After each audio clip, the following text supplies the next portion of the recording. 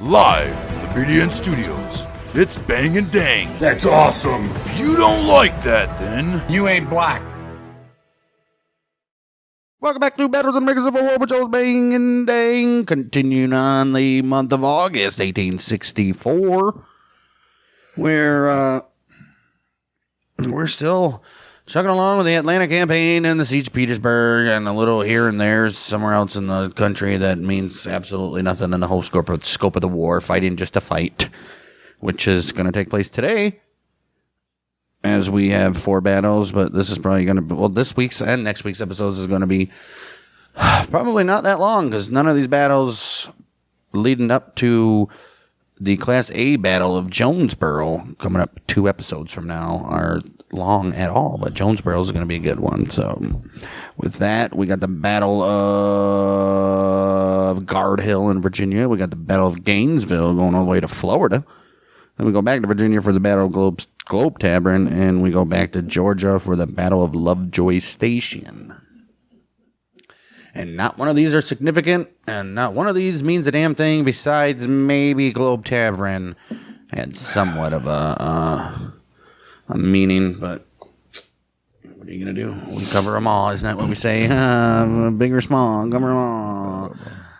Before we get to it, go check our YouTube at Bang Dang Network. We'll post shorts, clips, full episodes, plus our YouTube exclusive Dart League for 99 cents. You can join our channel to get this podcast, plus our other podcasts, Outlaws and Gunslingers. Get the episode at least today early for all you people that can't wait to hear us, because we know there's a lot of you, aren't there? Yeah, you'll see by all the comments we get on this. right. And go check out, if you're listening on Spotify, Apple, give us a review, share us with your friends, answer that Spotify question. Start out with the big battle of Guard Hill, August 16th, 1864 in Warren County, Virginia, as part of, this is the first one of when Philip Sheridan got put in the Shenandoah Valley. This is his Shenandoah Valley campaign. Morning, August 16th, Confederate troopers scattered the Federal pickets at the Shenandoah River crossing at Front Royal. The troopers pursued them down the Front Royal Pike, eventually coming to Guard Hill, a prominent landmark. There, they were hit by Union Brigadier General Thomas Devon's dismounted cavalry brigade and sustained heavy losses. Confederate Brigadier General William T. Wolford's brigade attempted a flanking movement by wading across Crooked Run. Wade in the river. Right. When they did that, they were attacked by 2 New York brigades, who took 300 of them captive. Union Brigadier General George A. Custer's Michigan Brigade, they rode toward the battle and sustained Devon's line along the Crooked Run until they were forced to withdraw to Cedarville by the old rebel artillery, now on Guard Hill. Look at the rebel artillery forcing the Union to retreat. Never happens. Well, it wasn't rebel or Union artillery, though. It was rebel artillery. Right, but they didn't force the Union artillery to retreat. Of course, your artillery is going to force some infantrymen to retreat. We don't know that. During the afternoon of the 16th of August, 1864, William C. Wickham led a charge of Brigadier General Thomas C. Devon's brigade army towards Cedarville. Devon, he brought 2 of his regiments forward in order a counterattack. But a Confederate and a Union regiment strikes each other in a sword fight. Ooh. Well, look at that. The Confederate broke apart and retreated back to their positions, and Wickham led another charge, resulting in the Union's force to weaken, which resulted in them having to cross the river again. Right. Well, Devon's men captured 2 flags and 139 soldiers. Hey. The Union's victory had been planned out very well, apparently. Brigadier General Wesley Merritt, commander of the 1st Division Cavalry Corps of the Army in Shenandoah, confirmed the presence of the Confederate, which forced Sheridan to order a retreat down the valley from the town Front Royal. Okay. So how was it planned out if Sheridan just had to retreat? Right. Whoever wrote this, I got to write this guy a letter. Wow. On that very night of battle, Sheridan's unit, they went back to the lines at Harper's Ferry, which is in West Virginia. And once the night had passed by, Merritt and his unit went to Nineveh, Virginia. The Union's superior numbers and quality leadership routed the old Rebs, and the battle proved a watershed event in the Shenandoah Valley campaign. So there was no resistance by the old rebel forces. Union came in and just did what they wanted. Okay, completely worthless battle. Right.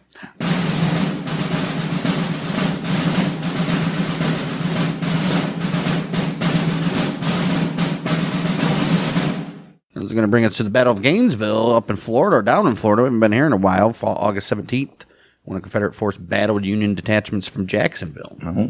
Gainesville, site of a railroad junction and depot in north central Florida, was the scene of a skirmish on February 14th, 1864 as well. Okay.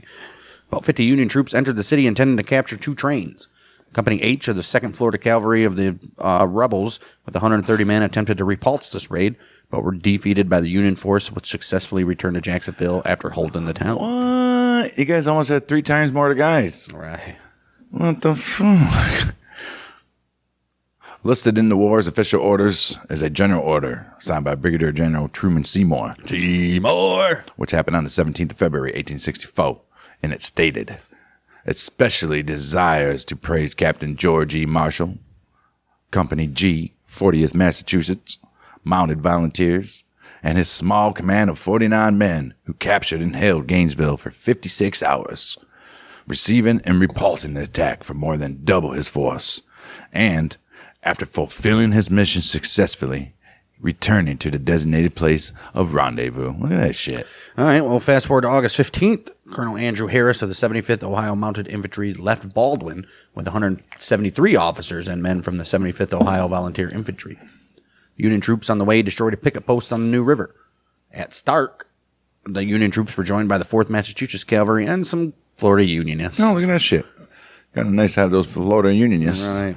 The Union troops arrived in Gainesville on the 17th of August to find the town occupied by one company of the 2nd Florida They're Cavalry. like these motherfuckers. The Battle of Gainesville took place on the 17th of August in the town square. All right. Many townspeople viewed the fighting from the windows of the nearby Belleville House.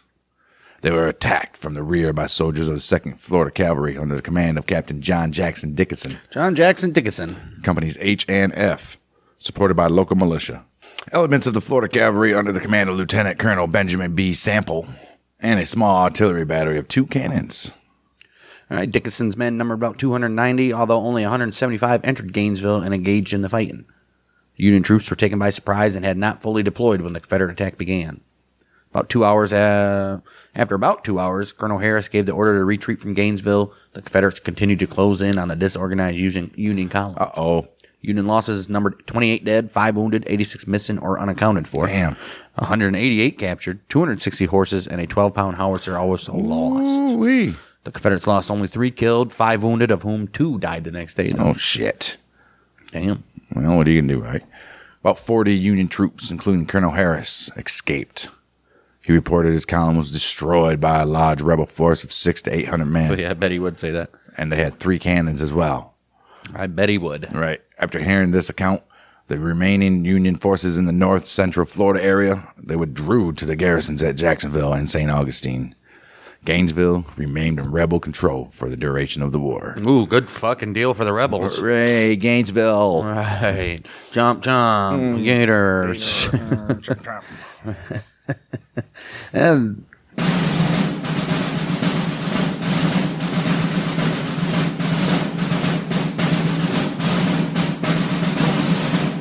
the next Battle of Globe Tavern, also known as the Second Battle of Welden Railroad, fought 18th to 21st fought August 18th to the 21st, south of Petersburg. It was the second attempt of the Union Army to sever the Welden Railroad during the siege. Okay, second time the charm, maybe? As the siege of Petersburg began to take hold, Union Lieutenant General Ulysses S. Grant continued to look for ways to sever the railroad link supplying the city of Petersburg and Confederate General Robert E. Lee's army and the Confederate capital, Richmond. One of these critical supply lines was the Petersburg Railroad, which also That makes sense. was called the Petersburg and Welden Railroad, which led south to Welden, North Carolina, and connected to the Wilmington and Welden Railroad, which led to the Confederacy's only remaining major port, which is in Wilmington, North Carolina. Oh, shit. Oh, man. In the Battle of Jerusalem Plank Road, June 21st, 23rd, Second Corps was able to destroy a short segment of the Petersburg Railroad before being driven off by the Third Corps of Lee's Army of Northern Virginia. In August, Second Corps operated north of Petersburg, threatening Richmond and its railroads in the Second Battle of Deep Bottom, which we had already, right? This last week. Simultaneously, Grant planned another attack against the Welden. The 5th Corps, supported by units from the 9th Corps, 2 Corps, the 2nd Corps. The 5th Corps, supported by units from the 9th and 2nd Corps, and a small cavalry division commanded by Brigadier General August Kotz. They were chosen for the attack under overall command of the 5th Corps commander, Major General Gouverneur Warren. Gouverneur. While the overall Confederate commander, Robert E. Lee, was observing at the Deep Bottom battle, General P.G.T. Beauregard was the senior commander at Petersburg. What the hell has this guy been doing? Right. Lieutenant General A.P. Hill commanded the 3rd Corps, Beauregard's primary infantry. In preparing his attack, Grant was encouraged by a message he received August 17th from the very old president himself. It says, "I have seen your dispatch expressing your unwillingness to break your hold where you are. Neither am I willing. Hold on with a bulldog grip and chew and choke as much as possible." Grant then remarked to his staff, "The president has more nerve than any of his advisors." Ooh-wee. Damn. Dawn on the 18th of August, Warren advanced to the south through rain and over muddy roads, pushing aside rebel pickets in the cavalry brigade. Reached the railroad at Globe Tavern around 9 a.m. Parts of the division under Brigadier General Charles Griffin began to destroy the track, while a brigade from Brigadier General Romain Ayres's division, they formed a line of battle, and they moved north to block any rebel advance from that direction. Brigadier General Lysander Cutler's division, they were held in reserve. Ayres encountered Confederate troops at about 1 p.m., and Warren ordered the division under Brigadier General Samuel Crawford to move forward on Ayres' right in an attempt to outflank the old rebel left. Can you do it? Well, A.P. Hill then sent 2 brigades of Major General Henry Heath's division and a brigade from Major General Robert Hoke's division to meet the advancing Union divisions. About 2 p.m., they launched a strong attack and pushed the Union troops back to within less than a mile of Globe Tavern. Warren counterattacked and regained his lost ground. Oh, shit. His men entrenched for the night. And then Lieutenant William Taylor is recognized in his Medal of Honor citation for undertaking a hazardous reconnaissance during the night beyond the Army's lines of entrenchment, during which he was captured and taken prisoner by the Rebs. Oh, shit. Yeah, I'm trying to get some information, but got fucking prisoned anyway. You ain't kidding. Reinforcements arrived during the night for both sides. On the Union side, the 9th Corps under Major General John G. Paca. Or just Park. John G. Pack, which he had previously been relieved from duty in the trenches around Petersburg as Hancock's 2nd Corps, they returned from Deep Bottom. And then you got on the old rebel side, W.H.F. Rooney Lee's Cavalry Division and 3 infantry brigades from the division of Major General William Mahone. Contact was limited to skirmishing through the heavy rain most of the day on the 19th of August. Late afternoon, Mahone launched a flanking attack that found a weak spot in Crawford's line, allowing the old Rebs to rush into the Union rear, causing hundreds of Crawford's men to flee in panic from the fire they were receiving from 2 directions. Oh, shit. Well, Crawford galloped amongst his men, attempting to rally them, and was almost captured. Almost 2 full brigades were lost as prisoners. Oh, shit. While Mahone attacked the Union right, he launched a frontal assault against the center and left, which was easily repulsed by Ayres' division. Of course it was. The 9th Corps counterattacked, and the widespread hand-to-hand fighting ended at dusk. Oh, shit. Heavy rains prevented any significant fighting on the 20th of August. And on the night of the 20th, early morning 21, Warren pulled his troops back 2 miles to a new line of fortifications, which were connected with the Union main lines to the Jerusalem Plank Road, which is present-day U.S. Route 301, which is Crater Road. Hey. Fair weather returned again on the morning of August 21st, and the old rebel attack began at 9 a.m., Mahone striking the Union left and Heath in the center. Both attacks were unsuccessful against the strong entrenchments and resulted in heavy losses. Damn right it was. Particularly in the brigade of Brigadier General Johnson Haygood. Brigadier General John C.C. Sanders of Mahone's division, who at 24 was one of the youngest Confederate generals during the war, was killed during the assault. Damn. By 10:30 a.m., the Confederates withdrew, leaving several miles of the Weldon Railroad in Union hands. Oh, shit. Shit. You're in trouble. Union casualties at Globe Tavern, 4,296. 251 killed, 1,148 wounded, 2,897 missing captured. Jeez. Rebel casualties, 1,620. 211 moited, 990 wounded, 419 missing or captured. Well, there's a difference in numbers there, huh? The old rebel lost a key section of the Petersburg Railroad, though, and they were forced to carry supplies by wagon for 30 miles from the railroad at Stony Creek up to the Boynton Plank Road in Petersburg. The Union Army gained its first victory during the siege of Petersburg and achieved a major objective. Yeah. You always want to get a victory when you're attempting a siege. Right. Grant severed the Welden and extended his siege lines to the Globe Tavern, but this was not yet a critical problem for the Confederates. No. A member of Lee's staff wrote, Whilst we are inconvenienced, no material harm is done to us. Doesn't matter. You're letting them set a position. Right. Grant was not entirely satisfied with Warren's victory, which he rightly characterized as wholly defensive in nature. All right. He says, "It seems to me that when the enemy comes out of his works and attacks and is repulsed, he ought to be followed vigorously to the last minute with every man. You ain't kidding. Holding the line is of no importance whilst troops are operating in front of it." Right. Well, wanting to complete his army's control over the railroad, Grant recalled the Second Corps from its failed attempt at Deep Bottom to destroy the Petersburg Railroad further south, an action that results in the Second Battle of Ream Station, which we'll have next episode, August 25th. Oh, shit. Damnity damn. That was a funky little battle there. Finally, they get something going, huh? And they're destroying railroads that's not easy to be repaired in 2 hours like they've been doing. Grant's right. They should have been doing this since the beginning of the war. It would have been over with 3 years ago. Right. Why are you guys letting these guys just run off? But hey, man, we repulsed them. Let's just stay here. No, you follow those bitches. War could have been done in the first day. Shit. Well.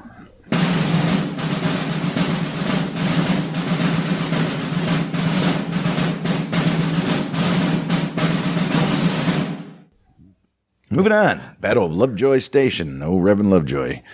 Well, it was fought on 20th of August, 1864, near what is now Lovejoy, Georgia, in Clayton County. What? Clayton County? In Clayton County during the Atlanta campaign. Confederate Cavalry Commander Major General Joseph Wheeler was absent, raiding Union supply lines from North Georgia to East Tennessee. Old Union Army Commander Major General William T. Scheumann sent Cavalry Brigadier General Judson Kilpatrick to raid the old rebel supply lines. Leaving on the 18th of August, Kilpatrick hit the Atlanta and West Point Railroad that very evening, and he disabled a small area of the track. All you got to do is disrupt it a little bit. Right. Next, he proceeded for Lovejoy Station on the Macon and Western Railroad. In transit on August 19th, Kilpatrick's men attacked the Jonesboro Supply Depot on the Macon and Western Railroad, burning great amounts of supplies. August 20th, they reached Lovejoy Station and began their destruction. Confederate infantry Dan Reynolds' Arkansas Brigade appeared, and the raiders were forced to fight into the night, finally fleeing to prevent being surrounded. Although Kilpatrick had destroyed supplies and track at Lovejoy's, the railroad line was back in operation in 2 days. I bet it was. That's what you can't be having. Wow. The National Park Services considers the August 20th action to be a battle. But there were 3 other military actions at Lovejoy in 1864. Brigadier General Edward M. McCook's cavalry raid of the 29th and 30th of July. You had the September 2nd to the 6th action, which we will get to. No, we won't. We won't get to that? No, because they're not considered battles. Oh, yeah, okay. And you had the November 16th cavalry action. Historical Archaeology, 2010, documented unexplored portions of the battlefield that existed along McDonough and Jonesboro Road, east of U.S. Highway 41. Oh, what did they find? Did they find anything? Well, this area of the historic battlefield has mostly been lost to suburban sprawl of Clayton and Henry counties in Georgia. The last 100 acres on the Henry County side are the site of a battle of another kind. Local citizens, preservationists, and historians are fighting to stop the development of this rural farmland. The local community has offered to buy back the land to develop a historic park to commemorate the Civil War battle. Apparently not. Fantastic. Henry County, Georgia, they announced the official opening of the Nash Farm Battlefield Park, which was the scene of Kilpatrick's raid on the 20th of August and the infantry action from the 2nd of September to the 6th in 1864. Plans for the 202-acre battlefield included converting the farmhouse into a museum, or renovating the barn into a public meeting place and event facility, as well as walking trails throughout the property. So just like any other. Right. I mean, it's so special. The museum, called the Nash Farm Battlefield Museum, was closed permanently June 1st, 2017, due to changes in demographics among the county representatives. Yeah. 9 times out of 10, it was a bunch of fucking piece of shit virtue signaling white people. Right. So, survey, summary report of history and archaeology of the Nash Farm Battlefield was completed in August 2007. March 12, 2008, Lovejoy Station was placed for the second time on the Civil War Preservation's Trust list of most endangered Civil War battlefields. 2010, the National Park Service published a revised assessment of the Civil War battles in Georgia, in which the Battle of Lovejoy was reassessed in terms of its military significance and its geographic extent. Contemporary sources, such as 4 Years in the Saddle by William Leontes Curry, state that the fighting on August 20th was continuous from Lovejoy to Walnut Creek. Okay. So that was nothing. What the? Well, that's here for content for you guys, I guess. But What you gonna do? The only thing that meant something to anybody in these sides of the war was the Battle of Globe Tavern. Finally got some railroad A little bit. permanently gone. Right. Jeez, Pete. Wow, this is going to be a real short episode. Wow. Well, nothing we can do about it because there's 4 more battles next week. That's going to be a real small episode, too. Before we get to that Jonesboro, which is an A battle, which is going to be its own episode. So it's not like we can do anything here. Fine. Yeah, because next week we'll have the second battle of Memphis, the battle of Summit Point, second battle of Ream Station, and the battle of Smithfield's Crossing, but none of them are significant in anything. We got 2 A battles coming up, though. Opequan and Jonesboro. Jonesboro, Opequan. Both of them in, well, one in Georgia, one in Virginia. Look at that. Georgia! Virginia. Well, I guess there you go, guys. 20-minute episode, whatever. And they can all be 45 minutes, right? It's been a while since we have a little short one like this. So, yeah, we'll be back, like I said, next week for those 4 battles before we get to the big Class A battle of Jonesboro. Go check out our YouTube at Bing Ding Network. So give us a subscription. If you're listening on the Spotify, Apple, give us a review, share it with your friends, answer that Spotify question. And we'll see you next week for more battles of the American Civil War. We are the Mother Michiganders. We Oh, bang, dang.